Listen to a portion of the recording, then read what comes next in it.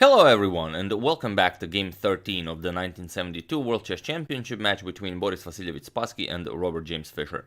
Now, ever since Spassky surprised Fischer in Game 11 with that poison pawn variation of the Najdorf, Game 12 was, it was a pretty feisty game, but it ended in a draw, and now once again it's Game 13, chance for Spassky to lower Fischer's lead in this match, and once again Spassky will happily open the game with the king's pawn.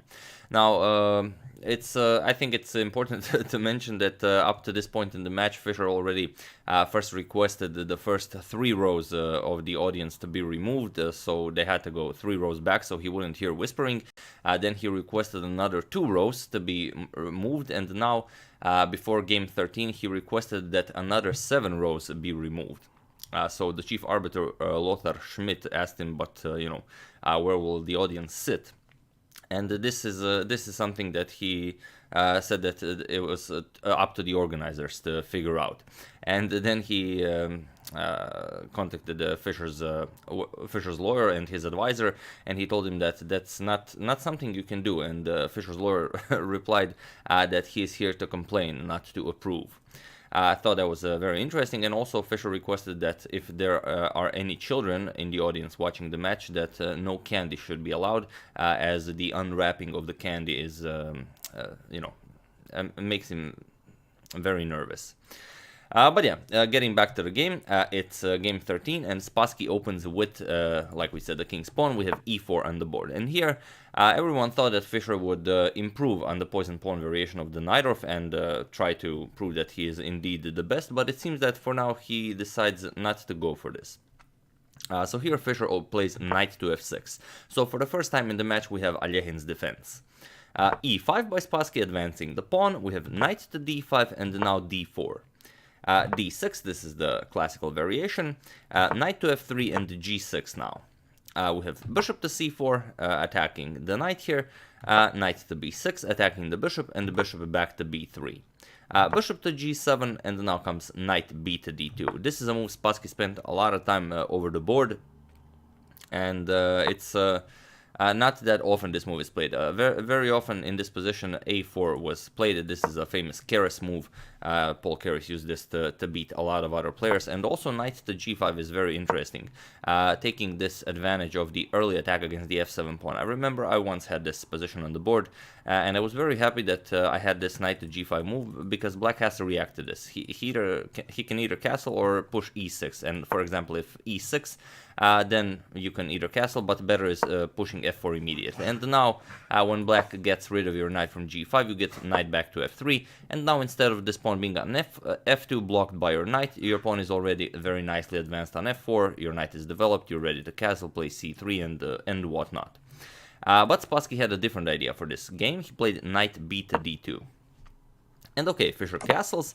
We have h3. h3 was characterized as kind of a loss of time, because yes, you do want to prevent bishop to g4, where black would pressure the knight, pin the knight, and then this d captures on e5 would definitely be an idea. But preventing it prematurely is to be considered a loss of time. So how does Fischer take advantage of it? He pushes a5, prepares to attack Spassky's bishop with a4.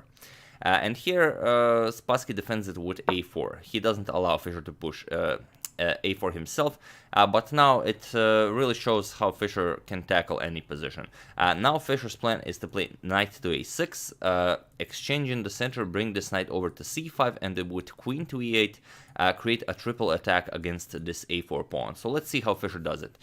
D captures on e5, like we said, D captures on e5, and now knight to a6, as he cleared the c5 square, creating a very nice outpost for his knight, and with queen to e8 he will create a triple attack against the a4 pawn. So there's really no good way to prevent this. If you try something like c3 to make room for the bishop on c2 and push b3 to defend the pawn, again, knight to c5, and now the knight is coming to d3 with check, and the white has a lot of problems here. So after knight to a6, Spassky decides to give up this pawn and, go for a very active game with the white pieces. He castles, and Fischer simply continues. We have knight to c5 as planned. Queen to e2 by Spassky, and now comes queen to e8. Now with a triple attack against the a4 pawn, and Spassky goes knight to e4. Either offering an exchange or forcing Fischer to go for this pawn grabbing idea. Fischer decides to grab the pawn. Knight b captures on a4, bishop captures on a4, knight captures on a4, and here a very interesting moment where Spassky could try and equalize in material with a move like queen to c4. This comes with a double attack against the knight on a4 and also with an attack against the c7 pawn. And after bishop to d7 defending, queen could capture on c7, but then after queen to c8, forcing a queen trade because you're now attacking the c2 pawn. Queen captures, rook f captures.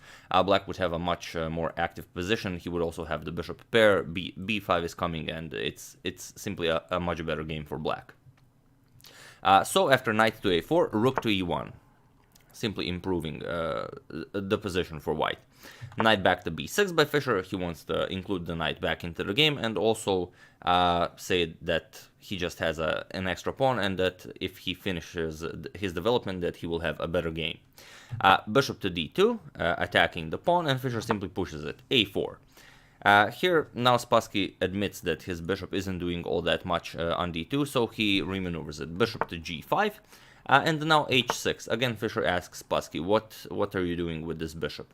We have bishop to h4, and now comes bishop to f5. Fischer develops his light square bishop. And Spassky now asks Fischer, what is your plan with the bishop? We have g4 here, and here bishop back to e6. This is a very nice moment, because here Gligorich in the book mentions that bishop captures knight here would have been a much safer approach than allowing white to create such an active game, but the engine agrees with Fischer's idea. Bishop to e6, disregarding the fact that white will now have a very active game. So okay, knight to d4, a very nice central square for the knight. Spassky's two central knights are now, well, at least compensation for the pawn, if nothing else. Bishop to c4, attacking Spassky's queen, and now comes queen to d2, saying that, okay, Fischer, if you capture my pawn on e5, I will capture your pawn on h6. Captures, and if you bring the bishop back, I'll just go queen to e3, and now knight to d5 after this attack on the queen, queen to d2. And in fact, this would be okay for Fischer, but still, does it really do anything other than weaken your king side? Hard to say. After this queen to d2, Fischer goes queen to d7, and now we have rook a to d1. Again, the e5 pawn is not free for grabs. Rook f to e8, and now comes f4. Spassky decides to go all out. Bishop to d5, and now we have knight to c5, attacking Fischer's queen. Queen back to c8, and this is the 25th move of the game, where Spassky spent a lot of time and he played queen to c3. And Fischer mentioned after the game that he really felt uncertainty here during Spassky's queen to c3 move, and all the commentators I've seen an annotation of this game by Vasily Smyslov, also the one by Svetozar Gligorich. Everyone points out to this e6 idea, and e6 is a very powerful idea, and surely Spassky spent a lot of time in the game calculating it, but he decided against it. It's a very nice idea because as the main line goes, knight to c4, attacking the queen on d2, queen to e2, and now knight captures on b2 with an attack on the rook on d1. And now knight to f5. This is the move Smyslov mentions, that it's really a powerful idea, because now it doesn't really matter what black does. If he captures the knight, then comes rook captures on d5. You grab the piece back, and now you're simply much better here with white. After you block the pawn, here comes g5, and white is breaking through here. And on the other hand, after this knight to f5 move, if you don't capture the knight, if you decide to grab the rook, then again a very nice variation, knight captures on g7. King captures on g7, and now queen to e5 check. f6 blocking, and now queen captures on d5. Grabbing the piece back, and after the knight moves, attacks the queen. Now comes queen to c4 with a really wild position. You can't really do anything to protect the knight on c3, and after something like g5, pawn captures, white can even play bishop captures on g5. F captures, and now after queen captures on c3, this comes with check, king to h7, and now comes this rook to e5 move, and with maneuvers like knight to e4 and capturing on g5, it would be a very promising position for white.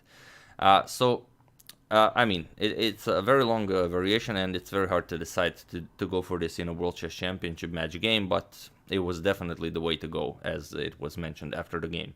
But okay, after queen to c8, Spassky goes queen to c3, and now Fischer, as he saw that Spassky hesitated to push e6, pushes e6 himself, and now there is no more e6 for Spassky.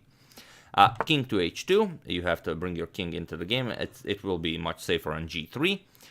Knight to d7, and here Spassky avoids the trade. Knight to d3, but avoiding the trade will allow Fischer to further develop his pieces, because now Fischer finds c5.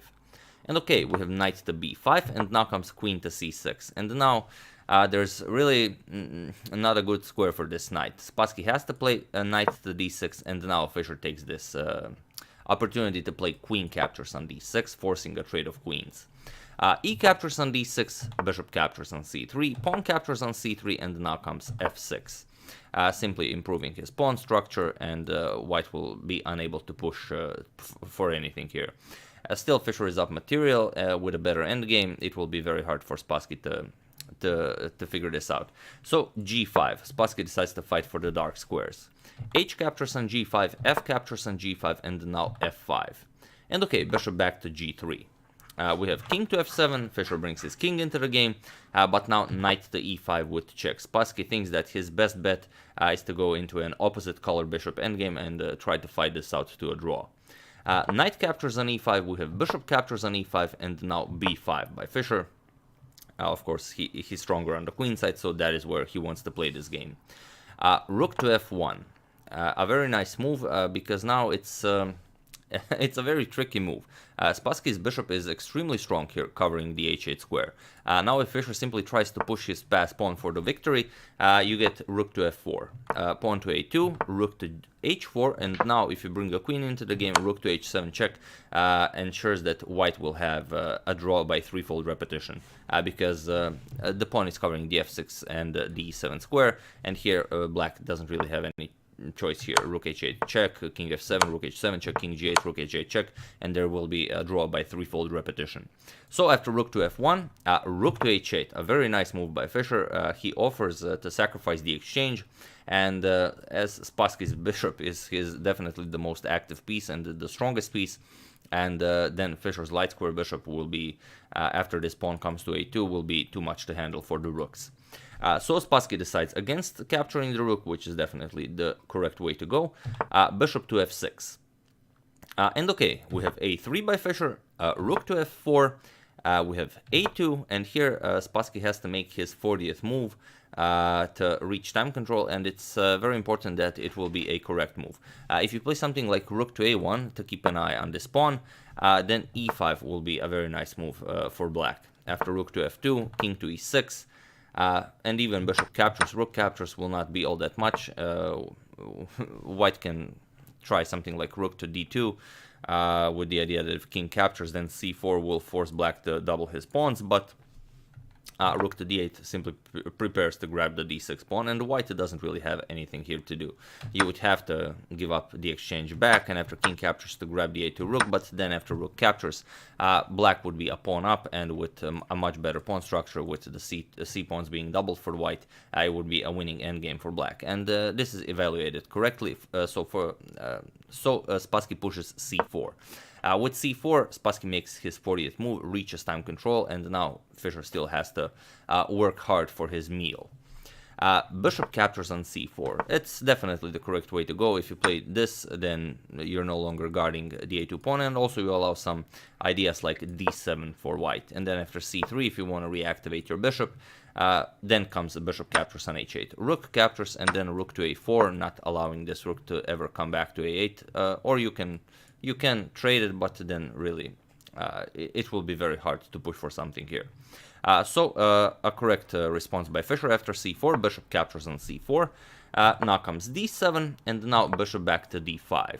And here Spassky has to make his move before sealing the move that he will seal, so the game has to be adjourned here. It will be continued tomorrow, and it has to be a very nice move. Spassky plays king to g3.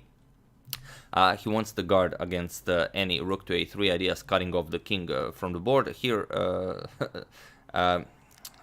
the engine definitely agrees with Spassky, and Fischer spent the entire night analyzing this position. It was William Lombardi, Fischer's second, said that he never saw Fischer analyzing any endgame, any adjourned game, as much as he did analyzing this game, and that they really had to force Fischer to go to sleep because he would simply keep analyzing it. That they were afraid that if he analyzes it too much, that he will be too tired to play tomorrow. But the game was supposed to be continued tomorrow afternoon, and Fischer was half an hour late to the continuation of the game. But okay, Fischer finally arrived, and he played rook to a3, as he did spend the entire night analyzing the game. So some 16 moves of the game were part of his home analysis for this entire continuation. c3, blocking check, and now comes rook h to a8. Rook to h4, again, you can't promote the queen because rook to h7 is definitely a threat that would ensure Spassky to get a draw. And here comes Fischer's move that he found in home analysis. It's the only move that allows black to play for victory. So feel free to pause the video here. You don't have to spend the entire night here analyzing it, but as you do know that there is something here, perhaps you will find it. So how does black push for something more than a draw here? For those of you who were able to do it, congratulations, and especially congratulations if you haven't spent the entire night searching for it. And for those of you who just want to enjoy the show, e5, a very nice pawn sacrifice by Fischer that creates room for his king, an escape route via king to e6 and the d6. Now rook to h7 does not ensure Spassky a draw. Well, it might, but it does lose a piece for Fischer. So this is basically not only a pawn sacrifice, but also a piece sacrifice by Fischer. And Spassky goes for it. There's really nothing better to do here. Rook to h7 check. King to e6. Now comes rook to e7 check. King blocks, and now comes rook captures on e5. And now as the bishop here is pinned, Fischer will lose a piece here. But this is all part of his home preparation. Rook captures on c3. We have king to f2 as the king was in check, and now rook to c2 check. King to e1, and now there are no more ways to prolong capturing the bishop, so simply capture the passed pawn. King captures on d7. Rook e captures on d5 with check, king to c6, and rook to d6 check. This is all still part of Fischer's home preparation. King to b7, rook to d7 check, king to a6, and only now rook back to d2. Rook captures on d2, king captures on d2, and now comes b4. So now, for his sacrificed piece, Fischer has 3 passed pawns, soon to be connected. So definitely compensation for the piece, and Spassky in this position pushes h4. It's definitely the way to go, and it's the active idea. He wants to push h5 and create a passed pawn of his own, either by pushing it to h6, or Fischer will capture, and then the g6 pawn, the g pawn becomes a passed pawn. Here we have king to b5 by Fischer. h5 as planned by Spassky, c4 now, and now rook to a1, a much needed move. If you push to h5, then c3 comes with check, and the bishop is no longer guarding the a1 square. So rook to a1, you have to waste a move here, and now g captures on h5. g6 by Spassky, we have h4 by Fischer. Now Fischer has another passed pawn as well. Here Fischer actually has 5 passed pawns, so that's really a lot. g7, we have h3 and the bishop to e7. Now Fischer is the one that has to waste a move. If he plays any move that's not the move he played, then it's, well, c3, he can go for c3, but any other move than that, he has to block it with the rook. Because Spassky is threatening bishop to f8, and the rook will no longer be controlling the g8 square, so Spassky will be able to promote his pawn. So rook to g8, blocking this idea, but now bishop to f8. Now Spassky traps Fischer's rook. h2 by Fischer, and now comes king to c2. Spassky has to bring his king over to defend against all of these pawns, and then perhaps the rook can come over here and start picking up the other pawns. King back to c6 by Fischer. We have rook to d1, cutting off Fischer's king, and now b3 with check. King to c3, kind of a mistake, as Spassky will later find that the king will be much better on b2. And here comes a move that that everyone characterized as why Fischer was so strong. Here f4 is the best move to play, and everyone knew this, and the engine even says that this is the best move. But eventually it will lead to a draw after rook to d6 check, king to c7, and now rook back to d1. There's really nothing to do here. So Fischer finds a way that allows him to fight again for something more than a draw. He plays h1 and promotes his pawn to a queen. Rook captures on h1, and now comes king to d2. With this pawn sacrifice, Fischer now makes room for his king to enter the game. Spassky plays king to b2. He has to waste a move, and now comes f4. Rook to d1 check, king to e4, and now comes rook to c1. Fischer plays king to d3, and here Spassky is again in very big time trouble. He has 4 more minutes to make 4 more moves, and with his next move, Spassky makes a pretty big blunder. With rook to c3 check, the game still could have been drawn. After king to e2, rook can capture on c4, and now f3 will be met with a rook to e4 check. And now if king goes here, then he will block his own pawn, and if the king moves back, for example king e2 or king d2 or king d1, then rook comes to the f file, threatens to win the pawn. But instead, after this king to d3 move, Spassky played rook to d1 check instead of rook to c3 check. Here we have king to e2, and now comes rook to c1, simply wasting another move, but now the c4 pawn was not captured with tempo. Here f3, we have bishop to c5, and here rook to g7, capturing the pawn. Rook captures on c4, and now rook to d7. Again, Fischer makes this move instantly. He doesn't allow for f2, and bishop captures on f2, which could perhaps, in the long run, allow white some chances for a draw. But rather rook to d7. Now cutting off Spassky's pieces. Spassky tries rook to e4 check, but now we have king to f1. Bishop to d4, and now comes f2, and it was actually in this position on move 74 that the world chess champion Boris Spassky decided to resign the game. He resigned because now there's really not all that much to do here. Whatever you play, let's say capturing the pawn now doesn't really give you any chances for a draw, because rook to d2 check, and now you will either move the king and allow a1 to come with check, or you will block it, and then rook to d1 will force the king back, and now you get a queen and it's all over. On the other hand, after f2, if you try something like rook to f4, now do you see Fischer's idea? Of course you do. It's rook captures on d4. Rook captures and simply king to g2. Now there's no way to prevent pawn to f1. I mean, there is a way. You can do this, but then after rook captures, king captures. Even though white's king is cutting off the pawns from advancing, there's no way to actually do anything. If you capture it, black will simply grab a queen and win the game. So yeah, on move 74, after f2, Spassky resigned, and another great victory for the challenger Bobby Fischer, who furthers his lead now to 3 points in this match. And it's very interesting. Botvinnik and also Petrosian said that they were very, very impressed with Fischer's play. Botvinnik mentioned that it was supposed to be Fischer who would be struggling in this match, you know, with everything, and with showing his emotions and the whole psychology of the match. He said that one of Fischer's weaknesses was playing long matches, and that he simply wouldn't have it in him. But Fischer showed the exact opposite. And Petrosian said that Spassky would be the one that would be forcing Fischer to play a whole variety of different openings, different styles, different systems. But as we've seen here, it's actually Fischer who keeps surprising Spassky with everything mentioned. So yeah, that's game 13. I do hope you enjoyed it. Pretty big blow for world champion Boris Spassky. We'll see how the match continues. I would like to thank Maruf Ashkar, Daniel Bond, Gregor Crawford, Damien Jewett, and Dan O'Hanlon for a contribution to my channel. Thank you a lot. I really appreciate it. As usual, you can check 2 of my previous videos here. Thank you all for watching, and I'll see you soon, hopefully, with some more interesting content. Thank you all, and have an excellent rest of the Friday.